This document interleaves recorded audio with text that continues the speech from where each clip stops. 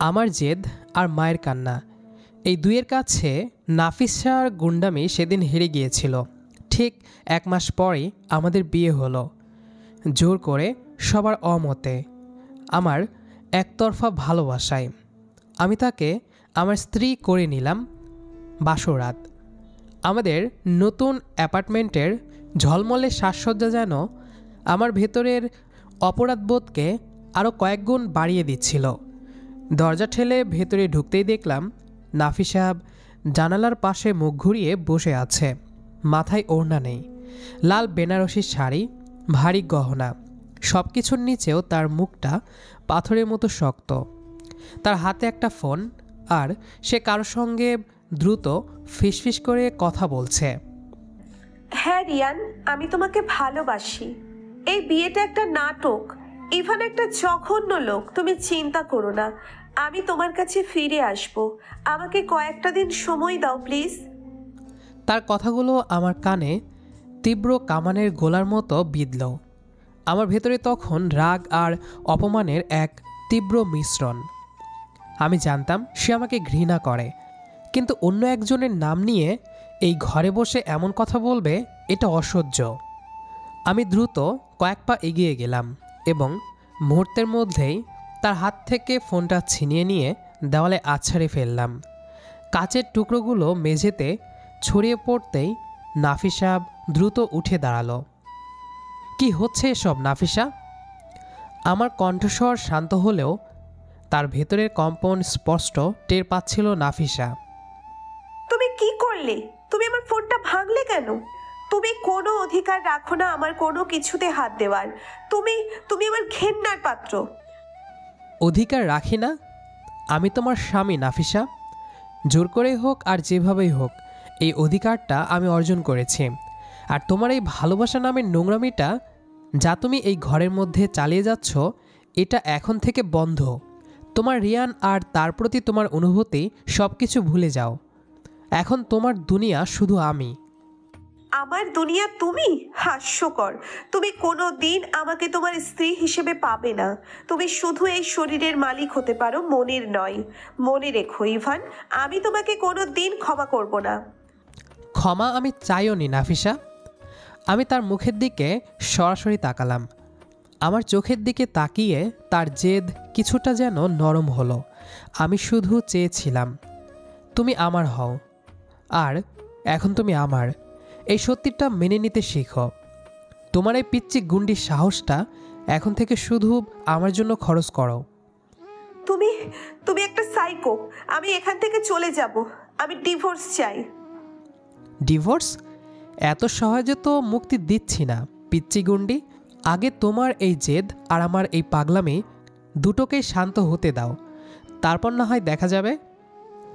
আমি তাকে কোনো কথা বলার সুযোগ না দিয়ে ধীরে ধীরে ঘর থেকে বেরিয়ে গেলাম। আমি জানতাম একই ঘরে থাকলে হয় আমি চরম কিছু করে ফেলব, নয়তো তার চোখের পানি দেখে গলে যাব। দরজা বন্ধ করে আমি বাইরে বারান্দায় এসে দাঁড়ালাম। আমি তাকে জোর করেছি, এটা আমার জীবনের সবচেয়ে বড় ভুল, আবার হয়তো সবচেয়ে সঠিক সিদ্ধান্ত। তাকে ধরে রাখতে গিয়ে তাকে আঘাত করলাম। এই সম্পর্কটা শুরুই হলো ঘৃণা দিয়ে। আমি জানি নাফিসা, আমি বিড়বিড় করলাম, একদিন ঠিক তুমি আমাকে বুঝতে পারবে। ততদিন পর্যন্ত আমার এই ভুল ভালোবাসার শাস্তি আমারও হোক। আমি বারান্দার শীতল রেলিং ধরে দাঁড়িয়েছিলাম, হাতে সদ্য ধরানো সিগারেটটা জ্বলছে। রাত প্রায় 2টো। আমার ভেতরে তোলপাড় আর বাইরের নীরবতা দুটোই অসহ্য। নাফিসাকে হারানোর ভয় আমাকে এমন একটা কাজ করিয়ে নিয়েছে যার জন্য আমি হয়তো আজীবন নিজেকে অপরাধী মনে করব। সিগারেটের শেষ টানটা নিয়ে সেটা দূরে ছুঁড়ে ফেললাম। পালাতে থাকলে হবে না, এই সম্পর্কটা আমাকে সামলাতে হবে। ধীরে ধীরে দরজা ঠেলে ভেতরে ঢুকতেই দেখলাম নাফিসা মেঝেতে ভাঙা ফোনের কাচের টুকরোগুলোর দিকে ফ্যালফ্যাল করে তাকিয়ে আছে। লাল বেনারসি শাড়ি, কপালে সিঁদুর, সব কিছুর নিচেও তার মুখটা বিধ্বস্ত। নাফিসা তখনও ফিসফিস করে নিজেকে বলছিল, তুমি কি ভাবলে ইভান? ফোন ভাঙলেই আমার রিয়ানকে ভোলা যায়? তুমি শুধু আমার শরীরকে বন্দি করেছো, আমার মনটা আজীবন রিয়ানেরই থাকবে। আমি নিঃশব্দে তার দিকে এগিয়ে গেলাম। নাফিসা আমাকে দেখেই দ্রুত উঠে দাঁড়ালো এবং বিছানার অন্যদিকে সরে গেল। কাচের টুকরোগুলো হাতে লাগতে পারে, আমি এগুলো পরিষ্কার করে দিচ্ছি। তোমার কোনো মহানুভবতার প্রয়োজন নেই, আমি নিজে ঠিক সামলে নেব। তুমি শুধু আমার ঘর থেকে বেরিয়ে যাও। এই ঘরটা এখন আমার কাছে একটা জেলখানা, আর তুমি তার নিষ্ঠুর জেলার। জেলখানা? বেশ তো, জেলখানা হিসেবে আমার দায়িত্ব তোমায় সুরক্ষিত রাখা। তুমি তোমার গুন্ডামি চালাতে পারো, কিন্তু এই জেলখানার সীমানার বাইরে নয়। আর মনে রেখো নাফিসা, এই জেলখানাটা আমি তোমার জন্যই বানিয়েছি। এরপর আর কথা বাড়ালাম না। আমি মেঝেতে বসে কাচের টুকরোগুলো সাবধানে জড়ো করতে লাগলাম। নাফিসা হতবাক হয়ে দেখল। তার ভেতরে জমে থাকা রাগ যেন আরেকটু বেড়ে গেল। সে ঝট করে ঘর থেকে বেরিয়ে গেল ব্যালকনির দিকে। আমি পকেট থেকে আগে থেকে আনা একটা নতুন ফোন বের করে টেবিলের ওপর রাখলাম, সঙ্গে একটা ছোট্ট চিরকুটো রেখে দিলাম। ক্ষমা চাইছি না, এটা রিয়ানের জন্য নয়, তোমার জরুরি প্রয়োজনের জন্য। এই ঘরের মধ্যে এখন তোমার মন যত খুশি অন্য কারোর জন্য কাঁদতে পারে, কিন্তু আমাকে দুর্বল ভেবো না। আমার ভালোবাসাটা পাগলামি, আর এই পাগলামি আমি ছাড়তে পারবো না। ইভান। সারা রাত দুজনের থেকে দূরে বিছানার দুই প্রান্তে কাটল। সকালে আমি নাফিসার আগে উঠে প্রস্তুত হয়ে নিলাম। আজ আমার একটি গুরুত্বপূর্ণ কাজ আছে। আমি তাকে গৃহবন্দী করতে চাই না, কিন্তু এখন সে যে অবস্থায় আছে তাতে তার অবাধ স্বাধীনতা দেওয়া সম্ভব নয়। আমি স্যুট পরে ড্রয়িং রুমে এসে কফির মগ নিয়ে বসলাম। ঠিক তখনই বেল বাজল এবং আমার নিয়োগ করা নতুন সহকারী মিসেস শাহানা আজমি প্রবেশ করলেন। নাফিসা কিছুক্ষণ পর নিচে নামল। তার উদ্দেশ্য ছিল হয়তো দ্রুত এখান থেকে বেরিয়ে পড়া, কিন্তু ড্রয়িং রুমে আমাকে দেখে সে থমকে গেল। গুড মর্নিং পিচ্চি গুন্ডি, এসো পরিচয় করিয়ে দিই। ইনি মিসেস শাহানা আজমি। তোমার বিয়ের পর আমি তাকে নিয়োগ দিয়েছি। কাকে? কেন? ইনি তোমার পার্সোনাল সহকারী নাফিসা। তোমার সব কাজ, সব চাহিদা, বাইরের সব যোগাযোগ, সব কিছু এখন থেকে উনি সামলাবেন। তুমি এখন আমার স্ত্রী, আর তুমি বাড়ির বাইরে পা রাখবে না। নাফিসার চোখ রাগে জ্বলতে লাগলো। সে দেখলো ইভান কেবল তাকে জোর করে বিয়ে করেনি, এখন সে তাকে আক্ষরিক অর্থেই গৃহবন্দী করতে চাইছে। তার চোখে যে আগুন দেখলাম সেটাই আমার চাই, ঘৃণার আগুন। আমার বিশ্বাস এই আগুন একদিন উষ্ণ ভালোবাসার জন্ম দেবে। নাফিসার চোখে তখন আগুন জ্বলছে। মিসেস আজমির সামনে আমার এই ঘোষণা তাকে আরও ক্ষিপ্ত করে তুলল। সে দ্রুত আমার দিকে এগিয়ে এলো। তুমি কি ভাবছো ইভান, এই বাড়িতে একজন পেইং গার্ড থাকলেই আমার মন পাল্টে যাবে? তুমি কি এত বোকা? তুমি আমার শরীরের ওপর তোমার অধিকার কায়েম করতে পারো, কিন্তু আমার মনের ওপর নয়। তুমি ভেবেছো আমাকে গৃহবন্দী করলে আমি তোমাকে স্বামী হিসেবে মেনে নেব? মিসেস আজমি অস্বস্তিতে অন্যদিকে মুখ ফিরিয়ে নিলেন। আমি শান্ত থাকার চেষ্টা করলাম।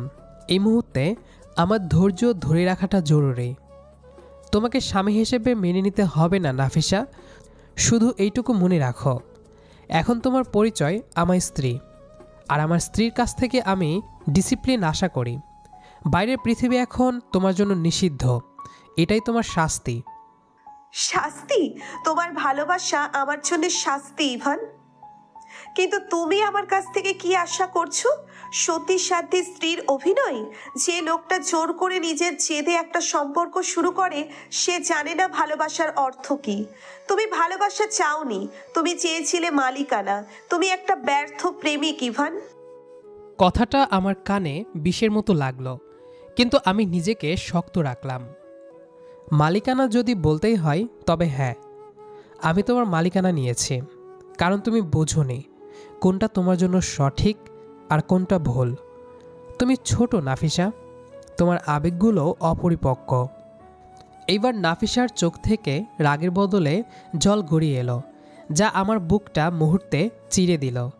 কিন্তু তারপরেও কথাগুলো আমাকে স্তব্ধ করে দিল। হ্যাঁ, আমি অপরিপক্ক। অন্তত তোমার মতো সাইকো নই। তুমি আমাকে ভালোবাসো না ইভান। তুমি আমাকে চাও কারণ আমি রিয়ানকে চাই। তুমি আমার আর রিয়ানের সম্পর্কের মাঝে দাঁড়িয়েছো শুধু প্রমাণ করতে যে তুমি তার চেয়ে বেশি শক্তিশালী। তোমার এই জেদ, তোমার এই অধিকার বোধ, এগুলো হলো তোমার পুরুষত্বের ব্যর্থতা। আমার মন, আমার ভেতরের মানুষটা তুমি কোনো দিন পেতে পারো না। তুমি আমাকে ঘৃণা দিয়ে বন্দি করেছো। আমি তোমাকে ঘৃণা দিয়েই উত্তর দেব। আমি প্রতিদিন রিয়ানের নাম নিয়ে শ্বাস নেব, শুধু তোমাকে যন্ত্রণা দিতে। তার এই শেষ বাক্যটা ছিল কামানের গোলার মতো। সে যেন সরাসরি আমার আত্মমর্যাদায় আঘাত করল। আমার জেদের মূল কারণ ছিল তাকে সুরক্ষিত রাখা এবং তাকে সত্যিকারের ভালোবাসার ছোঁয়া দেওয়া। কিন্তু সে আমার এই চেষ্টাকে আমার পুরুষত্বের ব্যর্থতা বলছে। আমার মুখটা মুহূর্তে কঠিন হয়ে গেল। চোখের পাতা একবারও নড়ল না। আমি বুঝতে পারলাম নাফিসার কাছ থেকে কোনো নরম শব্দ আশা করা এখন ভুল। আমি তার আঘাতটা গ্রহণ করলাম। মিসেস আজমি, আপনার কাজ আজ থেকেই শুরু। ওনার কোনো প্রয়োজন থাকলে আপনি সরাসরি আমার সাথে যোগাযোগ করবেন। আর নাফিসা, এই বাড়িতে তোমার স্থান আমার বেডরুমে। আমি নাফিসার দিকে আর তাকালাম না। তার চোখে জল, তার ঘৃণা কোনোটাই আমার আর দেখার বা শোনার ক্ষমতা ছিল না। তার সাইকো বা ব্যর্থ প্রেমিক বলাটা আমি সইতে পারলেও রিয়ানের নাম নিয়ে বাঁচার শপথ নেওয়াটা আমার সব রাগ এক মুহূর্তে শীতল করে দিল। আমি কফির মগটা টেবিলে রাখলাম এবং নাফিসাকে পুরোপুরি উপেক্ষা করে ঘর থেকে বেরিয়ে গেলাম। অফিসে যাওয়ার জন্য বের হলাম না, সোজা আমার অ্যাপার্টমেন্টের গেস্ট রুমে ঢুকে গেলাম। দরজা ভেতর থেকে লক করে আমি দেয়ালে হেলান দিলাম। আমাদের বাসরাতের বিছানায় আর ফেরা সম্ভব না। নাফিসা বলেছে সে আমাকে ঘৃণা দিয়ে উত্তর দেবে, আর আমি তাকে নীরবতা দিয়ে উত্তর দেব। আমি জানি তার পিচ্চি গুন্ডামির রাগারাগি বা ঝগড়া চাই, কিন্তু সে যখন দেখবে আমি তার কোনো কথার আর প্রতিক্রিয়া দেখাচ্ছি না, তার জেদ ভেঙে যাবে। আমি সিদ্ধান্ত নিলাম এখন থেকে নাফিসার সাথে আমার দূরত্ব হবে এক আকাশ সমান। শারীরিক বা মানসিক কোনো দূরত্বই আমি তার সাথে রাখব না। সে থাকুক তার ঘৃণার জগতে, আর আমি থাকব আমার একতরফা ভালোবাসার নীরব সাজাই। আমি গত 2 দিন ধরে গেস্ট রুমে বন্দি। আমার এবং নাফিসার মধ্যে কোনো কথা হয়নি। সে আমার নীরবতায় আরও বেশি জ্বলছে আমি জানি। তার গুন্ডামি থেমে যায়নি, তবে তার সবটা রাগ এখন গিয়ে পড়ছে মিসেস আজমির ওপর। মিসেস আজমি প্রতিটি পদক্ষেপে নাফিসাকে আটকে দিচ্ছেন, কিন্তু বাইরে যাওয়ার জেদ নাফিসার কিছুতেই কমছে না। আজ সকালে আমি যখন অফিসে যাওয়ার জন্য প্রস্তুত হচ্ছিলাম তখন দেখলাম নাফিসা ড্রয়িং রুমে অস্থিরভাবে পায়চারি করছে। সে হয়তো ভেবেছিল আমি আবার কিছু বলবো, কিন্তু আমি তাকে পুরোপুরি উপেক্ষা করে মিসেস আজমির হাতে আজকের জরুরি ফাইলগুলো বুঝিয়ে দিলাম। মিসেস আজমি, আজ দুপুর 2টা থেকে 5টার মধ্যে একটা ডেলিভারি আসবে। নিশ্চিত করুন ও যেন তার নাগালের বাইরে থাকে। আমি জানি সে কিসের ডেলিভারি, একটা বিশেষ ডিজাইনার গাড়ি যা সে বিয়ের আগে চেয়েছিল। আমি তাকে দেখানোর প্রয়োজন মনে করলাম না। তাকে উপেক্ষা করাই আমার এখন একমাত্র অস্ত্র। আমি যখন লিফটের দিকে যাচ্ছিলাম তখন নাফিসা হঠাৎ চিৎকার করে উঠল, ইভান, তুমি নিজেকে কি মনে করো? আমি তোমার নীরবতা দেখে ভয় পাবো ভেবেছ? আমার রিয়ানের সাথে দেখা করার দরকার, আমি যাবই। আমি ফিরেও তাকালাম না। দরজায় পৌঁছানোর আগে শুধু শান্তভাবে বললাম, আমি তোমার জেলার নাফিসা, আর জেলারকে অগ্রাহ্য করার পরিণতি ভালো হয় না। আমি বেরিয়ে গেলাম। আমি জানতাম আমার অনুপস্থিতিতেই সে কোনো একটা পাগলামি করবে। ইভান চলে যাওয়ার পর নাফিসার জেদ চরমে উঠল। ইভানের নীরবতা তাকে পাগল করে দিচ্ছিল। সে অনুভব করল তার ক্রোধ ইভানকে আঘাত করছে না, বরং তাকে আরও দূরে সরিয়ে দিচ্ছে। আমাকে রিয়ানের কাছে যেতেই হবে। ইভানকে দেখাতেই হবে আমি এখনো তার স্ত্রী নই। এই দম বন্ধ করা অবস্থা আর সহ্য হচ্ছে না। সে মিসেস আজমিকে নানা কাজে ব্যস্ত রাখার একটা সুযোগ খুঁজল। অবশেষে মিসেস আজমি রান্নাঘরে গেলে সেই সুযোগটা এলো। সে দ্রুত পেছনের দরজা দিয়ে অ্যাপার্টমেন্ট থেকে পালিয়ে গেল। রাস্তায় বেরিয়ে একটা ট্যাক্সি ধরল। মুক্ত বাতাসের একটা গভীর শ্বাস নিল সে। কিন্তু এই স্বাধীনতাতেও যেন কোনো শান্তি নেই। ইভান তাকে জোর করেছে ঠিকই, কিন্তু রিয়ানকে কাছে পাওয়ার এই তাড়াহুড়ো তার কাছে অদ্ভুত লাগছিল। নাফিসা রিয়ানের সাথে দেখা করার জন্য শহরের একটা পরিচিত কফি শপে গিয়েছিল, কিন্তু রিয়ান তাকে দেখে দ্রুত অন্য একটা জায়গায় নিয়ে যাওয়ার জন্য ব্যস্ত হয়ে পড়ল। নাফিসা, তুমি ঠিক করেছ। চলো, কফি শপ নয়, আমি তোমার জন্য একটা স্পেশাল জায়গা ঠিক করেছি। আমরা শান্তিতে কথা বলবো। নাফিসা রিয়ানের হাতে ভরসা খুঁজে পাওয়ার চেষ্টা করে রাজি হলো। রিয়ান তাকে শহরের এক বিলাসবহুল হোটেলের একটা রুমে নিয়ে গেল। রুমটা বেশ সাজানো, কিন্তু নাফিসার মনে হলো এই পরিবেশে সান্ত্বনা খোঁজা যায় না। রিয়ান, আমি ভীষণ কষ্টে আছি। ইভান আমাকে জোর করে। হ্যাঁ, আমি জানি, আমি তোমার পাশে আছি বেবি। তুমি এখন ইভানের স্ত্রী। এটা তো শুধু একটা কাগজের সম্পর্ক, তাই না? আমি ডিভোর্স চাই রিয়ান, তারপর আমরা বিয়ে করব। ডিভোর্স? এত ঝামেলার দরকার কি? তুমি তো ইভানের সাথে বাসরের রাত কাটিয়ে এসেছো। দেখো নাফিসা, আমি তোমার জন্য কতদিন অপেক্ষা করেছি। আমার মনে শান্তি নেই। তুমি আমাকে ভালোবাসো নাকি ইভানকে? এখন প্রমাণ করো। রিয়ান হঠাৎ করে নাফিসার হাত চেপে ধরল। নাফিসার হাত কাঁপতে শুরু করলো। তার চোখে ভালোবাসার বদলে এক নোংরা লালসা। নাফিসার মনে হলো এই চোখ সে চেনে না। রিয়ান, কি বলছো এসব? আমার হাত ছাড়ো। হাত ছাড়বো কেন? তুমি আমার কাছে এসেছো, তাই না? তুমি কি চাও না ইভানের চেয়ে আমি তোমার জীবনে বেশি গুরুত্ব পাই? ইভান তোমাকে মালিকানা দেখিয়েছে, আমি তোমাকে স্বাভাবিক ভালোবাসা দেখাবো। আর এর জন্য এখন তুমি আমার সাথে থাকো। তুমি তো এমনিতেই তার শরীরের মালিকানা দিয়ে এসেছো, আমারটা কি দিতে পারবা না? রিয়ানের মুখে মালিকানা শব্দটি শুনে নাফিসা থমকে গেল। ইভান শব্দটি বলেছিল একরকম হতাশা আর অধিকারবোধের মিশ্রণে, আর রিয়ান বলছে সেটাকে অজুহাত হিসেবে ব্যবহার করে। নাফিসার ভেতর থাকা শেষ ভালোবাসাটাও যেন শুকিয়ে গেল। তুমিও তুমি শুধু আমার শরীরটা চেয়েছো। তুমি আমাকে ভালোবাসোনি।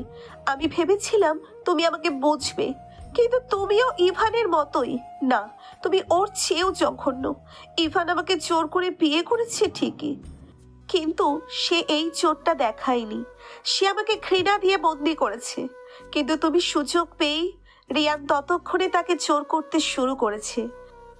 নাফিসা সর্বশক্তি দিয়ে তাকে ধাক্কা দিল। তুমি একটা জঘন্য লোক, আমি তোমার মুখ দেখতে চাই না। সে হোটেল রুম থেকে প্রায় ছুটে বেরিয়ে গেল। নাফিসা রাস্তায় পাগলের মতো দৌড়াচ্ছিল। ইভানের মুখটা বারবার তার মনে পড়তে লাগলো। ইভান তাকে সাইকো বলুক, ব্যর্থ প্রেমিক বলুক, তবু সে তাকে জোর করেনি। ইভানের নীরবতা ছিল তার প্রতি সম্মান, আর রিয়ান, সে ছিল এক নেকড়ে যে সুযোগের অপেক্ষায় ছিল।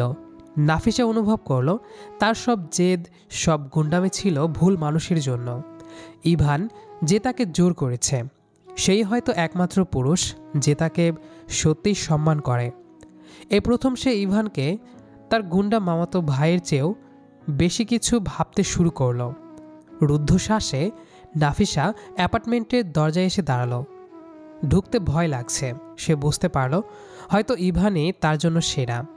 তার পিচ্চি গুন্ডামি যার সামনে আর চলবে না। আমি গেস্ট রুমের দরজা খুলে স্থির দৃষ্টিতে তাকালাম নাফিসার দিকে। সামনে ভেজা চোখ, বিধ্বস্ত পোশাকে দাঁড়িয়ে আছে আমার পিচ্চি গুন্ডে। তার চোখে এখন আর ঘৃণা নেই, আছে লজ্জা আর একরাশ শূন্যতা। আমার বুকটা ফেটে যাচ্ছিল, কিন্তু আমি নিজেকে শক্ত রাখলাম। এই মুহূর্তে দুর্বল হওয়া চলবে না। ফিরে এসেছো? আমি সে কথা শেষ করতে পারল না। তার ভেতরের বাঁধনটা মুহূর্তেই ছিঁড়ে গেল। মাথা তুলে আমার দিকে তাকালো সে। সেই দৃষ্টিতে ছিল না পাওয়ার যন্ত্রণা, ভুল করার অনুশোচনা আর এক বুক ভয়। নাফিসা দ্রুত কয়েক পা এগিয়ে এসে আমাকে সজোরে জড়িয়ে ধরল। তার শরীরের সমস্ত শক্তি দিয়ে সে আমাকে আঁকড়ে ধরল, যেন সে ডুবে যাচ্ছে আর আমি তার শেষ আশ্রয়। আমার বুকে মুখ গুজে সে অঝরে কাঁদতে শুরু করলো।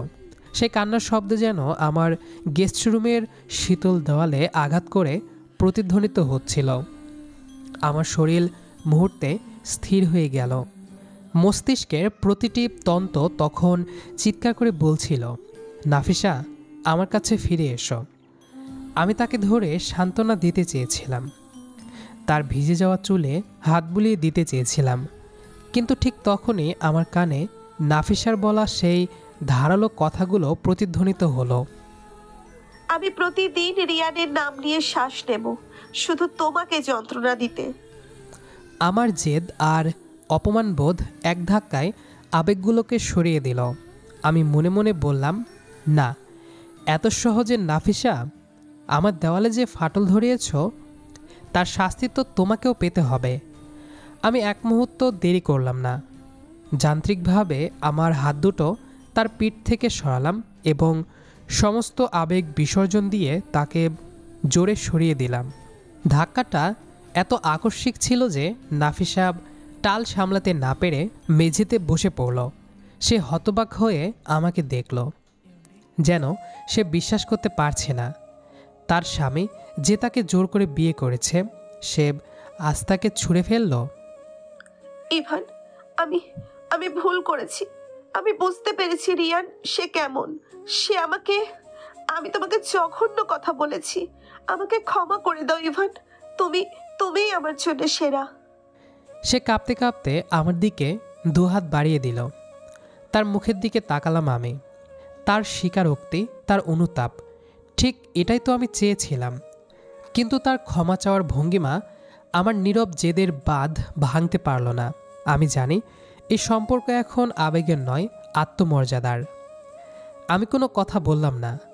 তাকে মেঝেতে বসা অবস্থায় রেখে আমি একবার তার বিধ্বস্ত মুখের দিকে তাকালাম। আমার চোখ হয়তো শীতল ছিল, কিন্তু আমার ভেতরে তখন এক ভয়ঙ্কর ঝড়। আমি নিঃশব্দে ঘুরে দাঁড়ালাম। গেস্ট রুমের দরজা ছেড়ে আমি ধীরে ধীরে ড্রয়িং রুমের দিকে হেঁটে গেলাম। দরজা বন্ধ হওয়ার শব্দে নাফিসা যেন সম্ভিত ফিরে পেল। সে জানত এই নীরবতা ইভানের সবচেয়ে বড় শাস্তি। সে দ্রুত উঠে আমার পিছু নেওয়ার শক্তিও পেল না। শুধু অসহায় হয়ে সে দরজার সামনে মেঝেতে বসে পড়ল এবং চাপা কান্নায় ভেঙে পড়ল।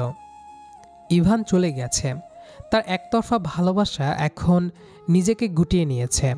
আর নাফিসা, সে তার জেদের ফলস্বরূপ একাকী, পরিত্যক্ত আর অনুতপ্ত। সন্ধ্যা গড়িয়ে রাত হয়েছে। আমি ড্রয়িং রুমের সোফায় বসে আছি। গেস্ট রুম থেকে বেরোনোর পর আমি আর নাফিসার মুখোমুখি হইনি। মিসেস আজমি এসে আমাকে জানিয়ে গেছেন যে নাফিসা তার রুমে ফিরে গেছেন। আমি জানি সে এখন চরম মানসিক যন্ত্রণায় আছে, কিন্তু আমার নীরবতা ভাঙার কোনো ইচ্ছে নেই। সে আমাকে ব্যর্থ পুরুষ আর সাইকো বলেছিল, আর আমি তাকে তার সবচেয়ে বড় ভুলের মুখোমুখি দাঁড় করিয়েছি। রাত প্রায় 11টা। আমি যখন সোফায় বসে ফাইল দেখছিলাম তখন আমার বেডরুমের দরজা খোলার শব্দ হলো। নাফিসা। সে আমার দিকে হেঁটে এলো। এবার সে আর বিধ্বস্ত নয়, বরং স্থির। তার চোখগুলো হয়তো ফোলা, কিন্তু মুখে এক অদ্ভুত দৃঢ়তা। এই দৃঢ়তা তার পুরনো গুন্ডামি নয়, বরং অসহায়ত্বের। ইভান, আমি তার দিকে একবার তাকালাম, তারপর আবার ফাইলের দিকে মনোযোগ দিলাম। আমি তার উপস্থিতি পুরোপুরি অগ্রাহ্য করলাম। আমি জানি তুমি আমাকে ঘৃণা করছো। আমি যা করেছি তার জন্য ঘৃণা করাই স্বাভাবিক। আমি ক্ষমা চাওয়ার যোগ্যও নই, কিন্তু প্লিজ অন্তত একবার কথা বলো। তোমার এই নীরবতা, এই শাস্তিটা আমার সহ্য হচ্ছে না। আমি ফাইল থেকে চোখ না সরিয়েই একটা গভীর শ্বাস নিলাম। তারপর কাগজ উল্টানোর শব্দ করলাম, যেন সে সেখানে নেই। আমি ভুল করেছিলাম রিয়ানের কাছে গিয়ে। আমি তাকে ভালোবাসতাম ভেবেছিলাম, কিন্তু সে শুধুই একটা জানোয়ার। তুমি তুমি আমাকে জোর করে বিয়ে করেছো ঠিকই, কিন্তু তুমি আমার সম্মান নষ্ট করনি। তোমার কাছে আমার শরীর নয়, মনটাই জরুরি ছিল। আমি এত দেরিতে কেন বুঝলাম ইভান, কেন? আমি তখনও নীরব। আমার হৃদয় যেন পাথর হয়ে গেছে।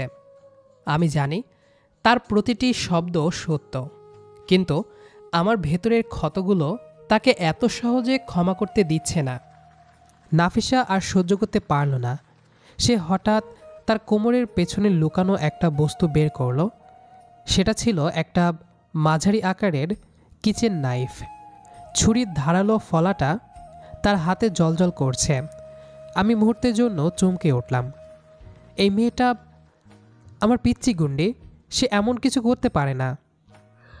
তুমি যদি আমার দিকে না তাকাও, তুমি যদি আমাকে ক্ষমা না করো, তাহলে আমি এখনই নিজেকে শেষ করে দেব।